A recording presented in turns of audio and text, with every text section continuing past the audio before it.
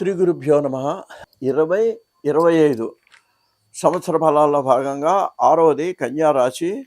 ఈ రాశి వాళ్ళకి మరి ఉత్తర 2, 3, 4 పాదాలు, హస్త 1, 2, 3, 4 పాదాలు, చిత్త 1, 2 పాదాలు ఈ రాశిలోకి వస్తాయండి. ఈ సంవత్సరం ఈ రాశి వారికి ఆదాయం 14, వ్యయం 2. చాలా బాగుందండి వీళ్ళకి.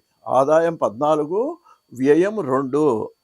పూజ్యత రాజపూజ్యం 6, అవమానం, ఇవి 2 బ్యాలెన్స్గానే ఉన్నాయి.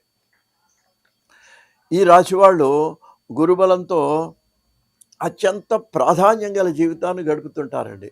అంటే గతంలో కంటే కూడా ఈ సంవత్సరం మీకు ఒక చక్కని ఒక ఉన్నత స్థితిలో మీ జీవితం సాగుతుంది. గతంలో సమస్యలు ఉన్నా కూడా అవన్నీ పరిష్కారం అయ్యి మీకు ఒక సాఫీగా ఒక స్థాయిలో మీ జీవితం గౌరవప్రదంగా గడుస్తుందండి.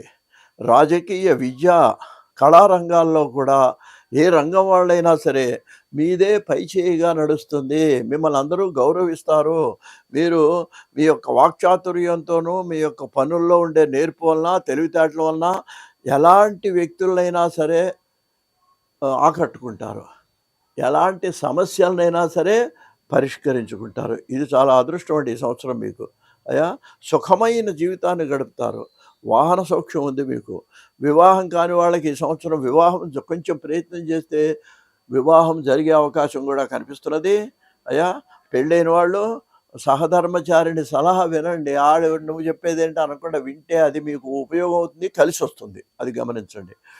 పుణ్యక్షేత్ర దర్శనము ప్రశాంతత మీకు ఇస్తుంది. సంఘంలో పేరు ప్రతిష్టలు పెరుగుతాయి మీకు. పట్టిందల్లా, ఒక మాటలో చెప్పాలంటే పట్టిందల్లా బంగారం అన్నట్టుగా ఈ సంవత్సరం మీకు గడుస్తుంది. గృహ మార్పులు జరగవచ్చు. అంటే స్థలం కానీ, ఉద్యోగరీత్యా ఇళ్ళు మారటం కానీ ఏదన్నా కొంచెం ఈ సంవత్సరం జరిగే అవకాశం కల్పిస్తున్నది. ఈ రాశి వాళ్ళకి మీకు ఆదాయం అభివృద్ధిలో ఉంటుంది. కోర్టు వ్యవహారాల్లో విజయం కలుగుతుంది. అయితే మరి తన కోపమే తన శత్రువు అని కోపం మాత్రం మీకు కొంచెం తగ్గించుకోవాలి. ప్రథమ కోపం. ఆ కోపాన్ని మీరు నిగ్రహించుకున్నట్లయితే ఏ విధమైన ఇబ్బంది మీకు ఈ రాశి వాళ్ళకి ఈ సంవత్సరం ఉండదు. మార్చి నెలలోనేమో మీకు కొంచెం ఆర్థిక ఇబ్బందులు కలిగినప్పటికీ కూడా మే నెలలో మీకు స్థానచలనం కనిపిస్తున్నది. ఆకస్మిక ప్రయాణాలు కనిపిస్తున్నాయి. ఆగస్టులో వ్యవహార పరిష్కారాలు అవుతాయి. గృహ మార్పులు జరుగుతాయి. సెప్టెంబర్లో సుఖశాంతులు ఉంటాయి. అక్టోబర్లో కొన్ని అనాలోచన నిర్ణయాల వల్ల ఇబ్బంది పడే అవకాశం ఉంది. కొంచెం డబ్బు కూడా ఖర్చు పెట్టాల్సి వస్తుంది. అక్కడి నుంచి నవంబర్ దగ్గర నుంచి మీ యొక్క లైఫ్, మీ జీవితం సాఫీగా సాగుతుంది. మొత్తం మీద మీకు గతంలో ఉండేటువంటి ఇబ్బందులు తొలగిపోయి ఈ రాశి వాళ్ళు సుఖ సంతోషాలతో జీవితాన్ని గడుపుతారు. జీవితం సుఖమయంగా సాగుతుంది. ఇంకా అదృష్ట సంఖ్య చూసినట్లయితే 3, 5, 6, 9.